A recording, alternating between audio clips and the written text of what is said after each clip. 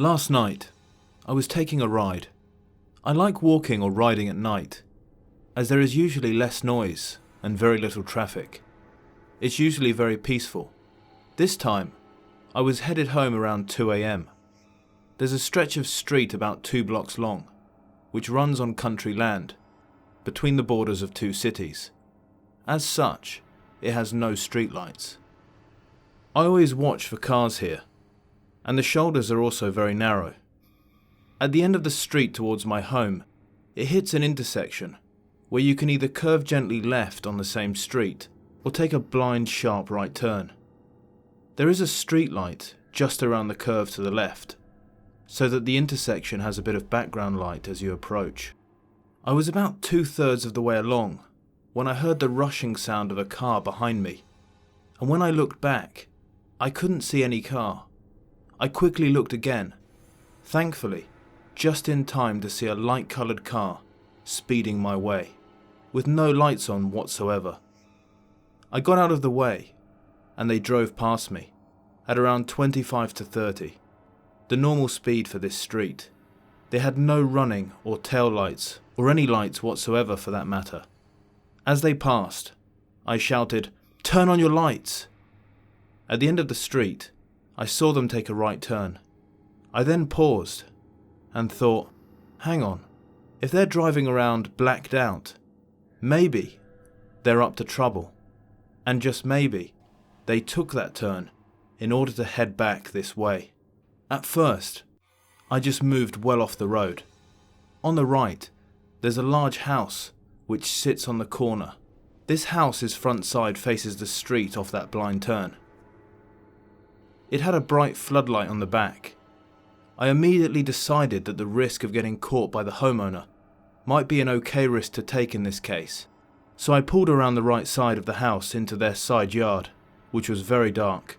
I laid my bike down in the grass. I then moved into a position where I couldn't be seen from the street where I'd just been, and I waited.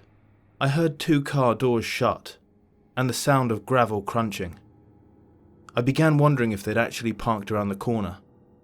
I walked a bit further, until I could see around the front of the hedge that was blocking my view. I waited a few minutes in silence, and then again I heard the crunches of gravel under shoes, and 2 doors shutting. Red lights began flashing on the other side of the hedge, and the car pulled back towards the intersection. It seems that they did a U-turn, park, get out, and wait, presumably for me to come around the corner. I didn't know whether they'd gone straight or turned left and come back the way they came, so I began moving until I could see the street I'd been on. A few moments later, the car drove by very slowly, with its headlights on. I gave them several minutes to get all the way down, walked out to make sure they were gone, and then rode home. Whatever they'd planned to do, from scare me to rob me, or maybe even beat me up, I thought it would be best if I didn't find out. I guess they had assumed I'd ride on up there, and they'd pop out to surprise me. My area is on the lower to middle end crime-wise, with most of it being vandalism, small theft, gas ciphering, etc, etc. But that's not to say there aren't assholes wandering around, up to no good. But it took me a few moments, in this case, to say, wait a minute, if they're driving up with no lights at night, maybe they're not just being stupid today. Maybe, just maybe, they're doing it intentionally. When I was around 5 or 6, my mom's best friend Sam came around a lot. She had kids, 2 boys and a girl, around the same age as my older brothers and me, so we always had other kids to play with when she was around. I loved Sam. She was always fun and loving, and she loved us as well. The only problem with Sam was the man she was seeing at the time. So this guy that she was dating, I can't even remember his name. I think it was something like Bruce. He came over every time she and her kids did. Being so young, I never really thought about whether or not a person was creepy or not. My mom and dad seemed fine around him and trusted him around us, so I thought he was a nice adult that I could trust. I never really thought anything about hugging him or sitting on his lap. Then when he and Sam got married, he basically became like another uncle to play with. There was only one time that something happened that was strange for me when I was younger. Sam and her family were getting ready to move away because Bruce had gotten a job and they had to leave the state for it. So our families were going to have one big get-together before they left. I remember being so excited to see Sam and her kids that when they did get there, I ran for the front door and was the first to meet them at the door. Only when I opened the door, only Bruce was there. Sam and the kids were still outside. I think they were talking to some of my siblings who were playing out there. When I opened the door, I was expecting to run into Sam's arms. Instead, I ran into Bruce's, and he picked me up and brought me close to his body. I was expecting just a hug, but instead he kissed me on the lips. Now, when I was younger, I would kiss my mom all the time, but I had never kissed my dad, so I found it weird and it made me feel gross. Of course, back then I thought of it as just a bad feeling. But after a moment of Sam coming in the front door and picking me up and taking me into the living room, I just stopped thinking about it, and I didn't think about it again. Until I was 17 years old and talking with my mom. She told me that she had gotten an email from Sam and she was talking about her new husband and their 2 sons. I was confused and asked my mom, "Well, what happened with Bruce?" That was when my mom got a disgusted look on her face. She then told me that they were divorced and that Sam's daughter had come forward and told her that Bruce had been touching her. My mom then told me that they found out that Bruce had been in jail before for touching kids. That was when I remembered what happened and how he picked me up and kissed me. I told my mom for the first time since it happened, and she got upset that I hadn't told her before. Now that I'm thinking about it again, I probably should have. Maybe if I had told my mom, Sam's daughter would have never been hurt by him, but I was just a kid and I didn't understand the significance of the event. I'm just thankful that Bruce never had a chance to be alone with me or any of my siblings. Who knows what he would have done? So, Bruce, let's hope that not only I, but any children out there never meet you again. Here's a creepy incident that I endured some years ago. I'm a 41-year-old male, but the following events happened to me in 1999 when I was 24 years old. It's important to mention that I had an average build and was never a tough guy. I was working the graveyard shift at a motel in Oregon. My job title was night auditor. I was expected to compare the daily revenue with the figures in the computer. Occasionally someone would check in or out, but for the most part, I hardly saw a soul, on my shift at least. My other duty was to walk around the property every couple hours to make sure nothing unusual was going on. Checking the darkened property at night was always a bit creepy.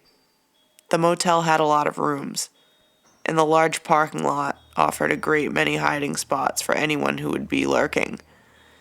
In my first few months, I had to chase the occasional bum off the property or out of the lobby. They always wanted shelter and free coffee. But my typical night was extremely uneventful. Nonetheless, I was nervous about being antagonized by violent-prone weirdos, so I bought a big can of pepper spray and a mag light. One night around 3 a.m., I stepped outside to check the property. It was midwinter and very cold, so I wore my coat. On the opposite side of the parking lot, a large man in a green t-shirt and jeans was marching purposely toward one of the buildings. I thought it was odd that he'd be outside in just a t-shirt since it was so cold that my face was stinging. He marched to a motel room door and tried opening it, finding it locked. I watched him intently. He marched to the next door and tried opening it, then the next. "Excuse me," I said, somewhat loudly. The man stopped, facing away from me, his hand still gripping the door handle. I walked toward him, gripping my mag light and pepper spray tightly. It was obvious to me that this guy was up to no good. "May I help you, sir?" I added. The guy turned around and faced me. He was nearly 6.5 feet tall, looked muscular beneath a thick layer of body fat, had big curly dark hair with a thick handlebar mustache, and worst of all, was covered with blood. It was all over his face, and the entire front of his shirt. Even his jeans were wet with blood all around the waist, groin, and hips, and his pant legs were streaked with blood right down the cuffs. Worse yet, he looked at me with a crazed expression, his eyes wide with irrational rage and his teeth clenched and fully exposed. He looked like a 40-ish escaped con auditioning for the role of Carrie. The sight of this gore-soaked freak made me forget to breathe. He walked toward me with quick, long strides that prompted me to click my mag light on and shine it at him. The light reflected brightly off of his face, informing me that the blood was fresh. He was undaunted by the flashlight and maintained his course. "Sir," I said, "are you a guest at the motel?" He continued toward me. The closer he came, the clearer I could hear his manic breathing, which contained a growl with each exhale. I felt it was obvious that he was going to attack. "I have pepper spray and I'm ready to use it," I said. His growling became more vocal, and he seemed to hasten his step. At this point, he was about 20 feet away from me. A quick side note about the pepper spray. I bought that particular can because the label claimed it would fire a stream accurately up to 15 feet. The blood-covered man raised his gnarled, bloody hands toward me, as though he intended to claw my face apart. I pressed the button on the pepper spray can, aiming it high so as to hit his face. The stream was powerful, and even had a bit of a recoil that kicked my hand back. The beam from the mag light was also aimed at his face, so I could see the stream liquid blast directly in his eyes. It was so forceful that much of the blood on his face was instantly washed away. His eyes and mouth snapped shut a moment before he stopped and clumsily stepped away from me. I stopped spraying at him. He emitted a long, loud shriek of rage and anguish and raised his hands to his face. "I'm gonna call the police," I said. I announced that in case he intended to resume his approach once his pain had subsided. "Don't think this is over," he growled. He turned and faced me with one eye partially open and a glob of mucus hanging from his nostrils. "You are a dead man," he hissed. He faced the exit of the parking lot and staggered toward it. I rushed into the lobby, locked the big glass doors, and called 911. They told me they sent officers to make a report. The cops arrived minutes later and took my statement. They were most interested when I told them he was covered in blood. They said they might be in touch later on if someone turned up injured or worse. Thankfully, I never heard from them. I don't know if the blood on the whack job was the result of an injury he got or if he had actually hurt someone, and I couldn't say if he was legitimately insane or if he was just out of his mind on hard drugs. All I know is that he was too out of sorts to wash or even wipe the blood from his face, so I shudder to imagine what he would have done if an occupied room had been accessible to him, or if he managed to get his big bloody hands on me. Yikes, I say.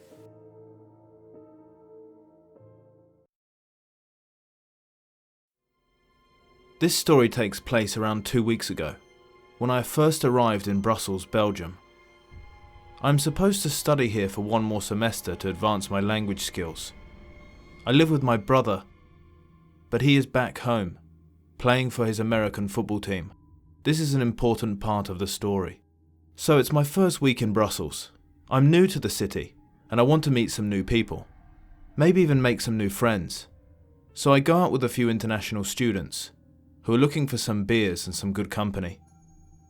We decided to join a pub crawl, taking place later that night. The night is going amazingly. We're having a blast and everyone is buzzing. At around midnight, I decided to head home because I'd found out that it was about to be the last bus heading back to my flat. As I headed out to the bus stop, I began to notice that the bus stop was not where it was supposed to be. Weird, I thought. I had just got off the bus here earlier today. It has to be somewhere around here, I thought. Well, what I didn't know was that the following Sunday was supposed to be car-free, so they changed the routes around the city to make it inaccessible for cars. Having lived here for only a week, and my phone about to die, I asked a friendly-looking stranger if he knows where the nearest bus stop is. He told me that he does. Oddly, he then began to take me in a completely different direction. My phone was approaching 0% battery at this stage, and being pretty sure that he was misleading me on purpose, I headed into a late night shop and asked the friendly guy inside if he can plug my phone in for a while. Fortunately, he does, and I tell the man who was following me, whose name was Neil, to head home, as I was about to have Google Maps available anytime soon.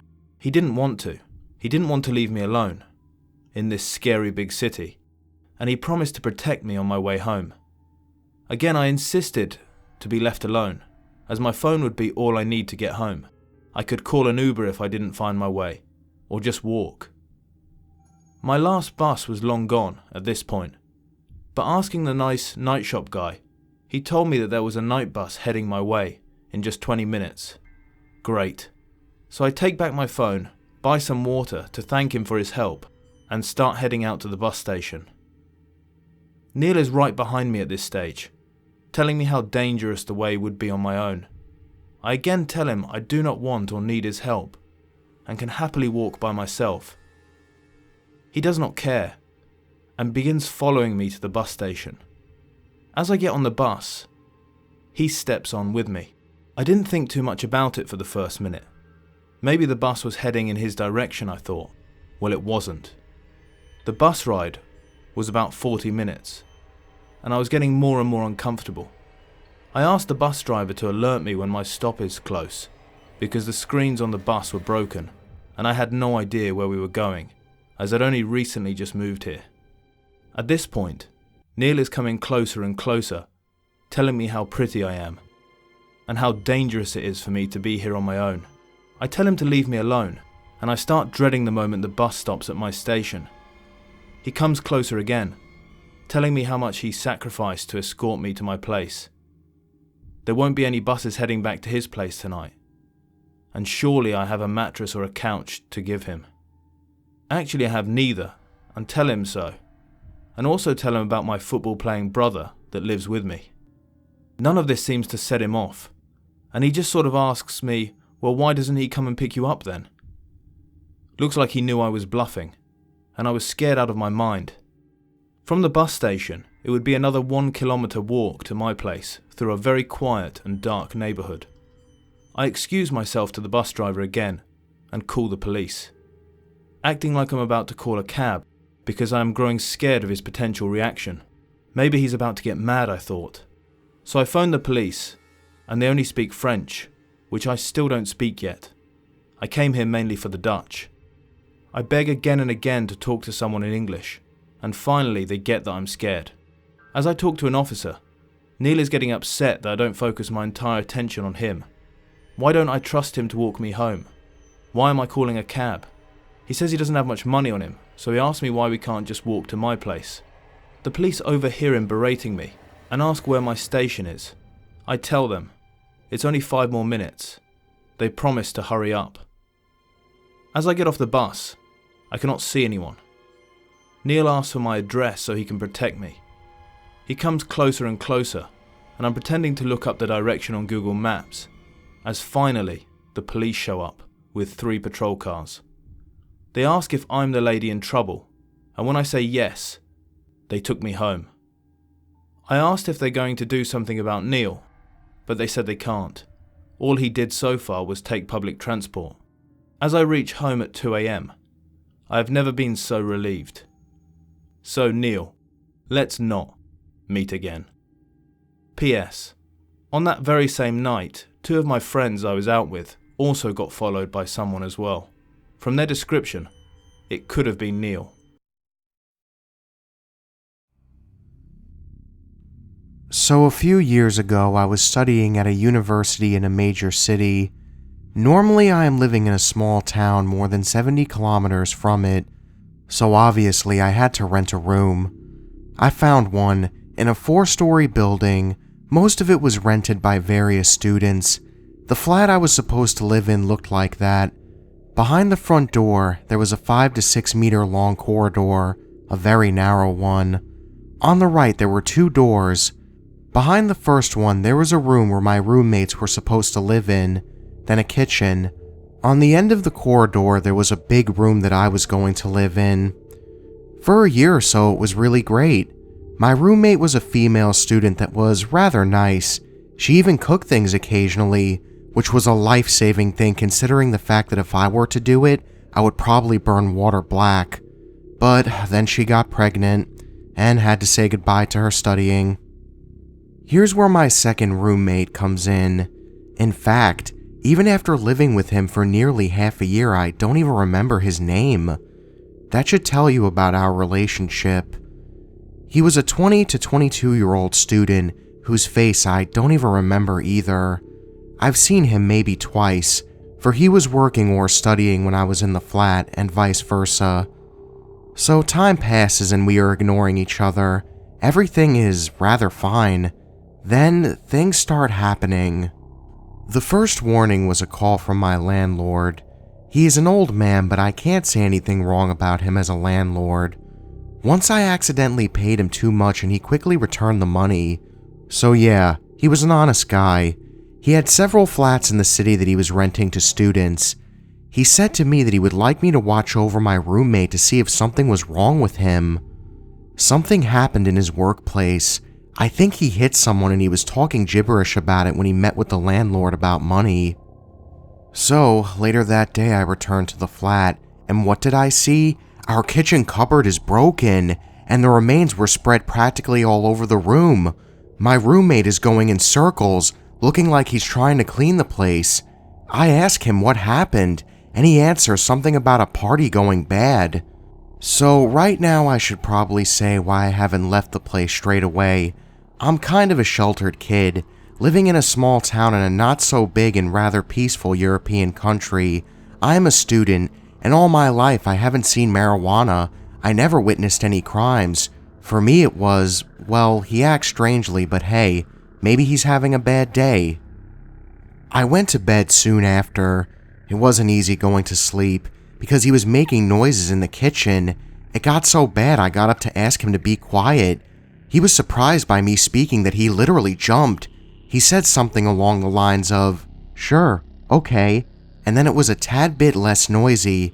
The fact that the kitchen was still a mess, even though he was there all the time, should be a second warning, but once again, I didn't connect the dots.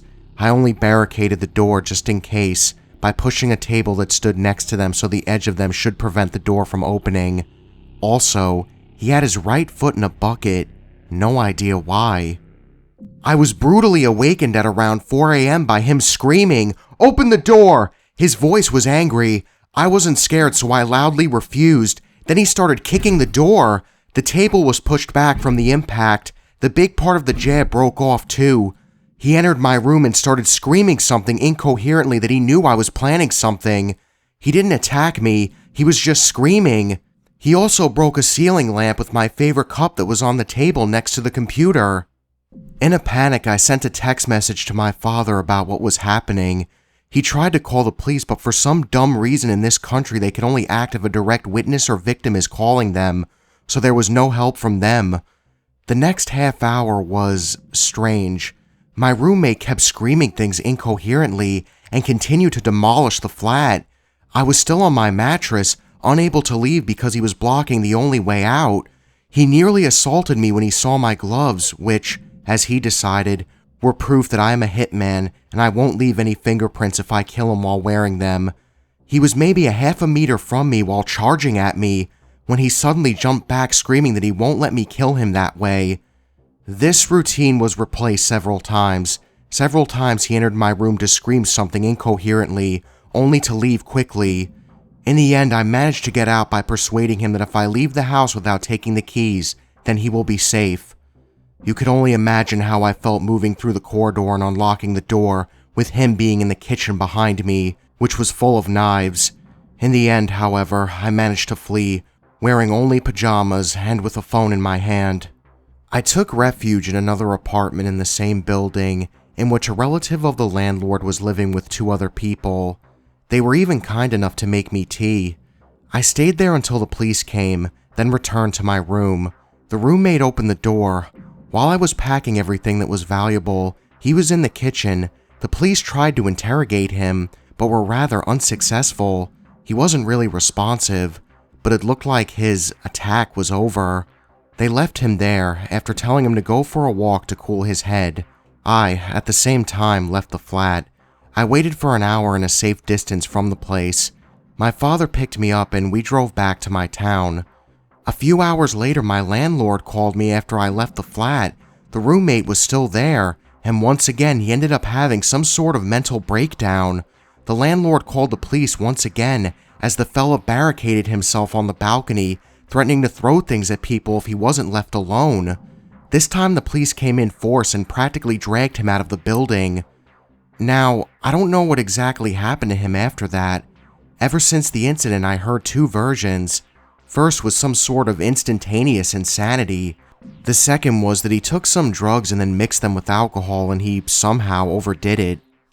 The police searched the room, but they found nothing. This is my room. The wooden thing is part of the jab that flew through half of the room after he broke through the door. The metal thingy on the table is part of a lock that was broken into pieces when he rammed the door open. The kitchen and the cupboard I mentioned. The corridor by his room. There is glass on the floor as his room doors had glass in it that he broke. He then, in one of his rantings, accused me of planting the glass there so that it will cut his throat if he stumbled upon something. His room, well, what's left of it anyway. His last stand, the balcony, where he threatened to throw glass bottles at people below. I doubt that I will ever again be able to have a roommate. This happened a little over a year ago. I was working the night shift at a smaller Walmart that shared a parking lot with a dollar store. I know everyone assumes that Walmart is a magnet for creeps, and the night shift seems like it would only increase the encounters, but surprisingly, I very rarely have had incidents with strange people in the 11 p.m. to 8 a.m. shifts I would work 5 days a week. The most I'd see was the occasional homeless person that would scare the daylights out of me after I accidentally stumbled upon them in the parking lot. My job was maintenance, but since we didn't have any overnight cart pushers, I was usually the one sent out to go collect carts. Our Walmart was actually pretty popular at night despite its size and the time of night. This meant I was almost constantly being sent out to go collect carts for the first half of my shift. This was how I ran into one of the weirdest encounters with a stranger I've ever had while working at Walmart, or anywhere for that matter. While gathering carts around 2 a.m. as the activity was beginning to die down, I saw a very old-looking van pull into the entrance between the Walmart and the dollar store. Although it ultimately parked in the empty dollar store parking lot, I got a good look at it as it first came in. It was very clearly in awful condition. It made a loud squeaking noise every time its tires made a full rotation. The exterior was covered in rust, and several of the windows seemed to have been broken. But the thing that stood out the most to me was, I kid you not, in purple spray paint, the words, "Free Children's Bikes," was crudely painted on the side. The thing that just really creeped me out wasn't just this creepy van, but the fact that it pulled into the dollar store parking lot. But the dollar store was very clearly closed. I still had a lot of carts to go gather, but I couldn't stop looking over at the van. Things just got creepier the more I looked at it. The interior was completely dark, and I couldn't see anyone inside of it. I never heard anyone leave the van, and I was the only one in the parking lot other than that person in the van. It just gave me the creeps. Eventually, I had to go gather carts from the outskirts of the parking lot, some of which were even in the dollar store parking lot. I knew I had to go collect them. My manager would throw a fit if I wasn't doing my job because of some creepy van. So I just sucked it up and went out to grab them. When I got close to the van, suddenly the headlights turned on, and they were so bright I was blinded for a moment.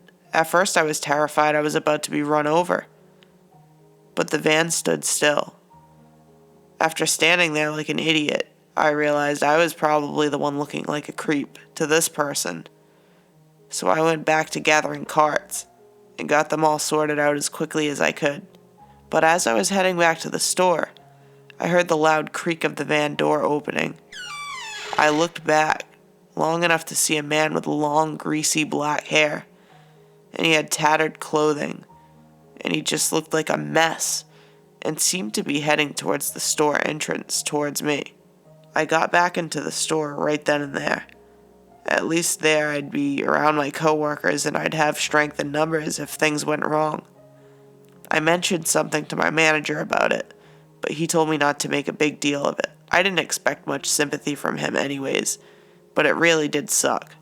Getting back to my normal work routine, I got a dust mop and began sweeping up the floor. As I went through the aisles, I'd often pass some of the overnight stalkers filling up the shelves, but other aisles were just empty. Around 15 minutes into my sweeping, I turned around the corner in the pet food aisle and I saw him. He didn't have a cart or any items in his hand. It was immediately clear that he wasn't in that aisle for pet food. He was there for me. He walked up in front of me and started saying something to me. I say something because I legitimately had a hard time understanding him. He slurred his words hard, and it didn't help that I'm hard of hearing. I asked him to repeat himself, and the second time all I really got out of it was, "Tell blank that he doesn't work here anymore." I didn't really catch the name, but I'm pretty sure that that's what he said. I told him I didn't know what he meant, and he just kept going on. I legitimately couldn't understand him. Eventually I told him I'd go contact one of my supervisors for more help, and that's when he screamed, "No!" I wasn't sure what to do, so I just backed away, and I was ready to run, but he didn't chase after me. He just backed out of the aisle as well, and turned away. Maybe he just knew I was going to grab a manager or something. Everything remained normal for a while after that. At 3 a.m. I clocked out for my scheduled lunch. I'm not much of a people person, so I avoided the break room or other common places during lunch. Instead, I'd go out to eat in my car where I could listen to my own radio stations and I could be in peace. It'd give me an hour just to lay there for a bit anyways. I'd usually just lay my head against the driver's side window because it was nice and cold. This night, around 30 minutes into my break, I felt the distinct feeling that I was being watched. I looked over my shoulder outside the window, and there he was, standing right outside my driver's side door. My heart felt like it skipped a beat, and I just panicked. I just wanted to know what this guy wanted from me. Was it because I kept looking into his van? In that moment, I was so glad I was being paranoid something like this would happen. And because of that, I locked the doors every time I'd eat in my car. I started my car and I quickly pulled out of the spot I was parked in. I just drove off and out of the parking lot. I didn't need to be back for another 30 minutes anyways, so I just drove around for a while to take my mind off things. I pulled back in the Walmart parking lot around 20 minutes later, and I saw the dollar store with 3 or 4 police cars and their sirens going off, surrounding the van. I went back inside, clocked in, and thankfully didn't see the guy anywhere. I asked my manager what was with the cars, and he said a customer complained about it and had them call the cops. I didn't see the guy ever again, but I had nightmares about it for weeks. Thankfully, I ended up getting an internship later, and I just quit that job as soon as I could, because it wasn't the same after that.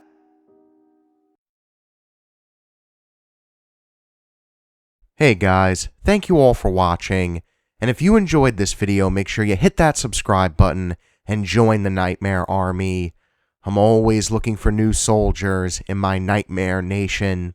So as always, thank you so much HollyWizzle and Lord of Terror for helping me out with this video, and if you guys haven't, please check out HollyWizzle and Lord of Terror. I definitely think you guys will like them. But anyways, guys, how's everybody's weekend going so far? Or better yet, how's everybody's Friday going so far? Is everybody excited for Mafia 3? I know I am.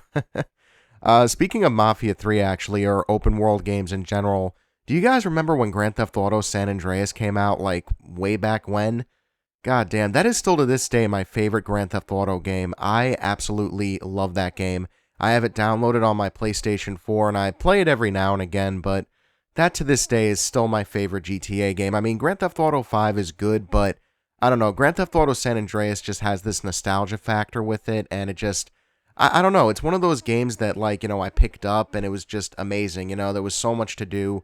I love the fact that you can lift in that game and get as brawlic as Luke Cage, which, by the way, if anybody hasn't watched that show yet on Netflix, awesome show. Definitely recommend Luke Cage.